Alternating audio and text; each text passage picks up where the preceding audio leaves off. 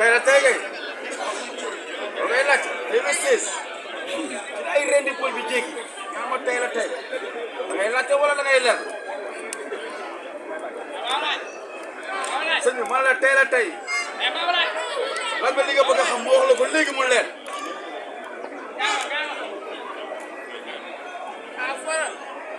dama ne Ama Baldé lamb ji bu gaawee maamun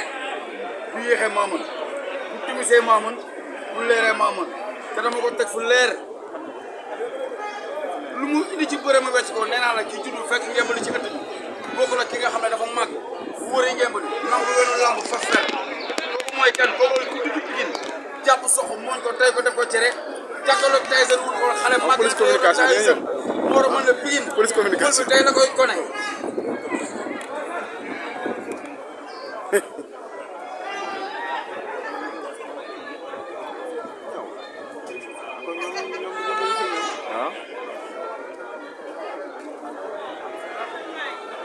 voilà parce que un peu versis ñu ngi si ginnaaw ah dëggalu ma la. Ama Baldé du fee. comme ay informaticien rek comme si yor nañu ay si rek lépp. nee naa tey lu ñu wax ma ngeen ko parce que maa dàq a bëre te Franc màgg na naka tur bëre te mise na yow ki seet na ko ku ne te moom la jël bi ku yéex doo ko gis parce que jël bi dina lay doon parce que Ama Baldé dafa ànd ak ki nga xam ne seytaane la mu indi Pikine A Pikine B muy Pape Sarr am doomu appel manqué si yaa ngi dégg saaga fi salafis yi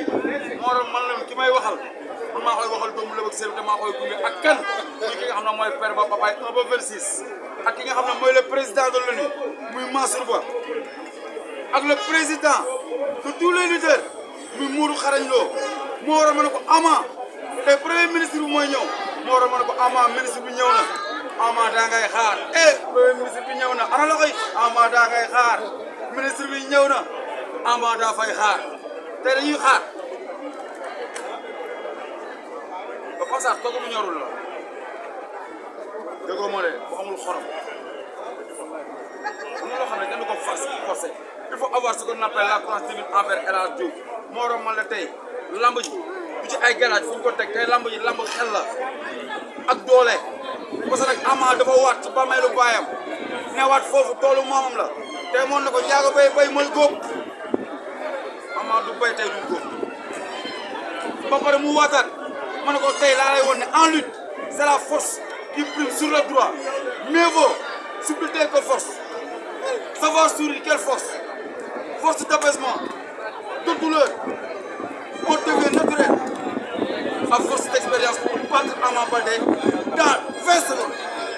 Je vais tout lui répondre 30 secondes même, c'est 20 secondes. Allez, je commence à voir. Le ministre bi moo njëkk a préparé kele bi président bi daane Ama Baldé ministre bi moo ko jox moo war a mën a ko Ama Baldé tey da ngay xaar ministre bi ñëw na muy njaago or bi nga xam ne ministre Guèye di seq na ko ku ne.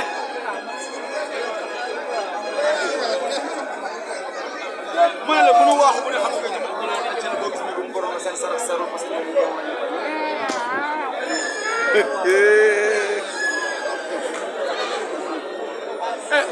information nee naa ne leen di gànnañ ñu maa ko yor maa la premier ministre bi ñëw moo war a mën a amaana lay xaar Bassar la mooy tëj ci digg xam bi da dañuy xam ne ak El Hadj Diouf c'est pas les marabouts c'est Dieu ma ne li ma koy daan te dañuy xam ne c'est pas la kuréel xolal faut avoir ce qu'on appelle la France tini nga ji ak El Hadj Diouf pour ku mu gunge dañuy duma daan nee naa ko dama la dóor 22 jours